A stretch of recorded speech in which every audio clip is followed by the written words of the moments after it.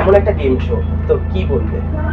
হ্যাঁ, টিভিতে সবাই এরকম গেম দেখে অভ্যস্ত, কিন্তু এভাবে লাইভ এতজন মানুষের মাঝখানে গেম খেলানোর এটা ভাবনাটা একমাত্র আমার মনে হয় বাণীব্রত তার আর কি এসছিল, এবং সেটা খুব সুন্দরভাবে পালন করেছে, আর খুব সুন্দরভাবে গেমটা খেলা চলছেও। গত দুদিন, মানে এর আগে দুদিন ধরে আমাদের অডিশন রাউন্ড চলেছে, আমি আর গীত সেখানে ছিলাম। আমরা দুজনই অডিশন নিয়েছিলাম এবং তাতে প্রচুর মানুষ পার্টিসিপেট করেছিল, আরও প্রচুর মানুষ পার্টিসিপেট করতো, কিন্তু তখন একটা নির্দিষ্ট টাইমের মধ্যে আসার কথা ছিল, তাদের ব্যস্ততার কারণে তারা হয়তো আসতে পারেনি, সেটার জন্য খারাপও লাগছিল আমাদের। কিন্তু নেক্সট সিজন তার জন্য আছে, নেক্সট সিজনে খেলবে। তবে আজকে এই 507 জনের মধ্যে থেকে 10 জন খেলবে এবং 10 জন থেকে 3 জন উইনার হবে। তো সেটার জন্য আমরাও খুব এক্সাইটেড, এবং যারা খেলতে এসছে তারা তো ডেফিনেটলি এক্সাইটেড। তুমি কতটা মানে এনজয় করলে ব্যাপারটা? আমি ভীষণই এনজয় করেছি, আর আমরা বললাম কারণ রূপমা সাথে ছিল, তো আমরা এমনি অফ ক্যামেরা খুবই ভালো বন্ধু, আমাদের একটা গ্রুপও আছে, তো সেই জন্য যেটা হয় এখন কাজের কারণে দেখা হয় না। সত্যি তাই, এটা এখানে আমাদের 3 দিন দেখা হলো, অনেকটা সময় একসাথে থাকলাম, একটা গেমে আর কি আমরা ইনভলভ ছিলাম, তো সেটা খুবই মজার একটা ব্যাপার। এতটা বেছে নেওয়া কঠিন, এতটা মানে কাজ করতে কতটা কাজখড় করতে হলো? কাজটা তো পোহাতে হয়েছে, খানিকটা তো বটেই, কিন্তু সাংঘাতিক কিছু নয়, কারণ এটা পুরোটা পরিষ্কার ছিল তাদের কাছেও। রেজাল্টটা যে ভালো খেলেছে সেই উইনার হয়েছে। আজ তুমি বললে যে ওখানে কিছু একটা হাড্ডাহাড্ডি ব্যাপার হয়েছে, পড়ে গিয়েছে, এমনকি এমনটাও হয়েছে। খেলতে খেলতে একজন পড়েও গেছিলেন, যা হয় গেমসে তো। কিন্তু যে এক্সাইটমেন্ট তাদের মধ্যে ছিল সেটা সত্যি মানে দেখার, সকাল থেকে এসে বসে থাকা এবং বাড়ির কাজকর্ম ছেড়ে সমস্ত কিছু ছেড়ে রেখে এসে, এবং তাদের ফ্যামিলিকেও ধন্যবাদ জানাবো, তার কারণ তারা তাদের মহিলাদের এগিয়ে দিয়েছেন এই গেমটাতে খেলার জন্য, এবং পরের সিজনগুলোতে আরও প্রচুর মহিলারা আসবে খেলতে আমাদের সাথে, সেটার জন্য আমরা খুব এক্সাইটেড। তোমার প্রিয় গেম কোনটা হয়েছে? প্রিয় গেম ফার্স্ট রাউন্ডে একটা গেম ছিল যেটাতে ওই বাস্কেটে বল ফেলার ছিল এবং তার সঙ্গে বেলুন ফাটানোর ছিল। ওই গেমটাতে এত ছুটোছুটি লাফালাফি, এই কে দুটো বল দিয়ে বেলুন ফাটাচ্ছে, পিন খুঁজে পাচ্ছে না বলে, সাংঘাতিক, আর খুব মজা করেছিলাম আমরা। মজা হয়েছিল। তোমার কোনটা গেম হিসেবে যদি দেখো, যে ফান গেম বলো বা যেটা আমাদের এন্টারটেইন করেছে, সেটা এই গেমটা। তো পার্সোনালি আমার একটু মানে হয় না, একটু মেমরি রিলেটেড জিনিস খুব পছন্দের, জন্য মেমরি গেমটা আমার মজার। আজকে তো তাহলে ফাইনাল, মানে কি বলতে চাও? অলরেডি যা বলার সবাইকে বলে দিয়েছি, যে অল দ্য বেস্ট। হ্যাঁ, সবাই খুব ভালো করে খেলুক, তার মধ্যে থেকে যে 3 জন সব থেকে ভালো খেলবে সেই 3 জনই যেন উইনার হয়, সেটা একদম সবার কাছে ক্রিস্টাল ক্লিয়ার। এত অডিয়েন্সের মাঝখানে এখানে কোনো পার্শিয়ালিটি বা সেরকম কোনো জায়গায় নেই। আচ্ছা, থ্যাংক ইউ। কি বলবো, মানে আমি তো প্রচন্ড এক্সাইটেড। সঞ্চালনা ঠিক বলেছো, সঞ্চালনা প্রথমবার করছি, এবং সেটা নিয়েও আমি ভীষণ এক্সাইটেড, কারণ গেম শোটাই এরকম। অপরাজিতা সিজন 1 আমরা বারে বলছি, আমরা কিন্তু আদৌ জানি না, মানে আমরা চাই প্রচুর সিজন হোক এরপরে। লাইভ একটা গেম শো এই প্রথমবার হচ্ছে, এবং আমরা ভীষণভাবেই খুশি যে সমস্ত অপরাজিতাদের নিয়ে আমরা এই লাইভ শোটা করছি। তো দেখা যাক কতটা কি হয়।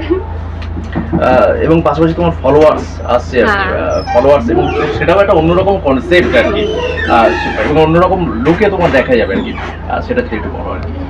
হ্যাঁ, অফকোর্স একটা অন্যরকম লুকে, অন্যরকম চরিত্রে এতদিন মানুষ আমাকে টেলিভিশনের পর্দায় দেখেছে, তো এটা আমার ফার্স্ট ওয়েব সিরিজ ক্লিকে আসতে চলেছে ভীষণ স্পেশাল একটা দিনে, that is on the 14th Feb।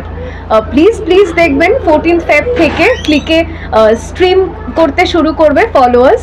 আশা করি সবার ভালো লাগবে, ভীষণ রেলেভেন্ট একটা কন্টেন্ট সোশ্যাল মিডিয়া নিয়ে, যেখানে সকালবেলা দাঁত মাজা থেকে শুরু করে আমরা শুরু হয়ে যাই স্ক্রোল করতে, তো সেখান থেকে আমাদের সোশ্যাল মিডিয়ায় প্রত্যেক দিন সেটাই নিয়ে থাকা, তো দেখতে নিশ্চয়ই মজা লাগবে। 14th Feb নিয়ে তুমি কি বলতে চাও, মানে এই ভালোবাসা দিবসটাকে নিয়ে?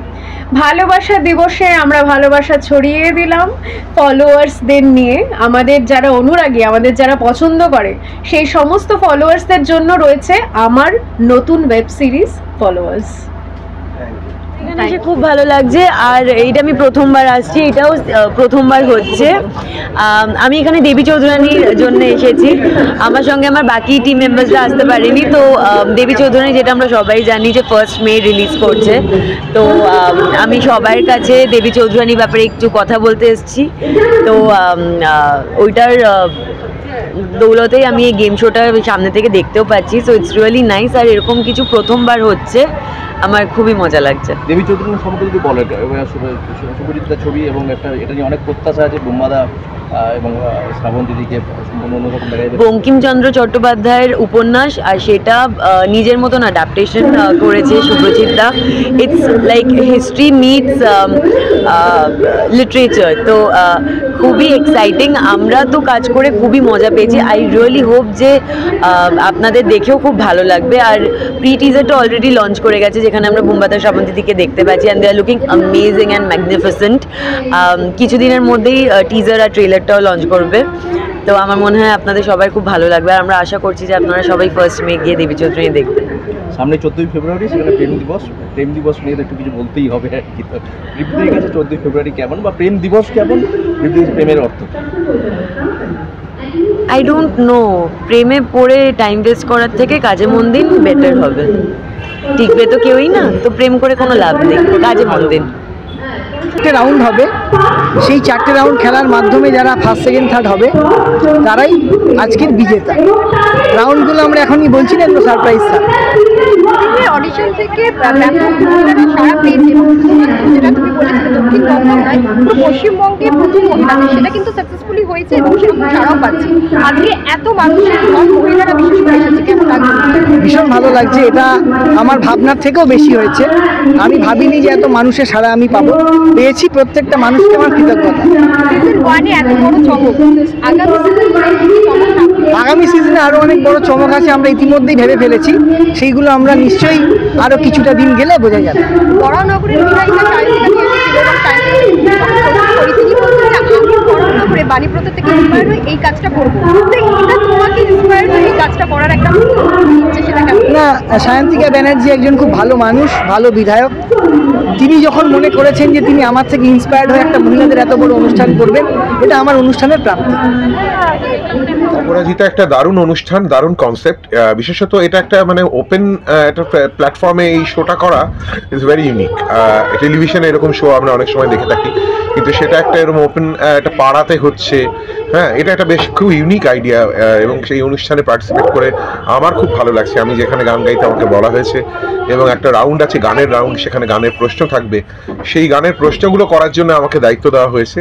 সুতরাং এই দায়িত্ব আমি মূলত একটি চ্যানেলে একটি অনুষ্ঠানে নিয়মিত করে থাকি। হ্যাঁ, সুতরাং আমার একটা অভ্যেস আছে, আর সেই অভ্যেসটাই এখানে কাজে লাগাবো।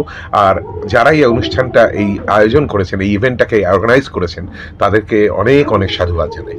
টেলিভিশনের থেকে লাইভ ব্যাপারটা কতটা আলাদা বলে তোমার মনে হয়? লাইভ তো সবসময় অনেক বেশি চ্যালেঞ্জিং। টেলিভিশন বা যে কোনো রেকর্ডিং বা কোনো শুটিং, আমরা একটা ভুল করলে একটা কাট কেটে নিতে পারি, কিন্তু লাইভে তো সেটা হয় না। সুতরাং live is more challenging than any kind of studio work. সুতরাং লাইভটা যারা এই যে এখন লাইভ শো করছে, এখানেও একটা ভুল শব্দ বললে সেটাকে ঠিক করার উপায় নেই। আর টেলিভিশনেও যদি একটা ভুল কথা বলে, ওকে, সেটা আবার এডিট করে নিতে পারবে, বা পরবর্তীকালে যখন বলতে পারবে না আরেকবার নিয়ে নাও কথাটা, এটা তো এখানে বলতে পারবে না। সুতরাং ইটস ভেরি লাইভ সবসময় ভীষণই চ্যালেঞ্জিং এবং ইন্টারেস্টিং, এবং সবচেয়ে বেশি খুব ভাইব্রেন্ট। Thank you. দাদা, একজন পুরুষ হয়ে তোমার কি মনে হয় যে মহিলাদের নিয়ে এরকম একটা গেম শো কতটা গুরুত্বপূর্ণ আজকের দিনে দাঁড়িয়ে? দেখো, যে কোনো ধরনের শোই খুব গুরুত্বপূর্ণ। তাতে কি হয়, আমি একটা জিনিসই বুঝি, অনেক মানুষ কাজ পায়, বুঝেছো তো? অনেক এই যে ইভেন্টটা হচ্ছে, এতে অনেক স্টেজের লোক, অনেক সাউন্ডের লোক, অনেক লাইটের লোক, আমরা অনেকে মিলে কাজ পেয়েছি। সুতরাং একটা যে কোনো ধরনের ইভেন্ট হলেই সেই ইভেন্টের সাথে জড়িয়ে বহু মানুষের রোজগার হয়। আর দ্বিতীয় কথা, সেই জন্য সেটা আমার কাছে সবচেয়ে বেশি গুরুত্বপূর্ণ। আর দ্বিতীয় বিষয় হলো, এই ধরনের গেম শো যারা বেশিরভাগই বাড়িতে থাকেন, গৃহবধূ আর কি যাদের বলা হয়, তাদের নিয়ে যদি শুধুমাত্র হয়, তাহলে সেটা আরও ইন্টারেস্টিং হয়ে ওঠে। এই কারণ গৃহবধূদের অনেক কিছু বলার থাকে, বা অনেক কিছু ভেতরে অনেক কিছু জমে থাকে বলে আমার মনে হয় আর কি, এটা আমার নিজের ব্যক্তিগত ধারণা। যদিও আমি খুব একটা গৃহবধূ কাউকেই দেখিনি, না আমার মা গৃহবধূ ছিলেন, না আমার স্ত্রী গৃহবধূ, কিংবা আমার দিদিমাও গৃহবধূ ছিলেন না, সবাই নিজেদের কাজ করেছেন।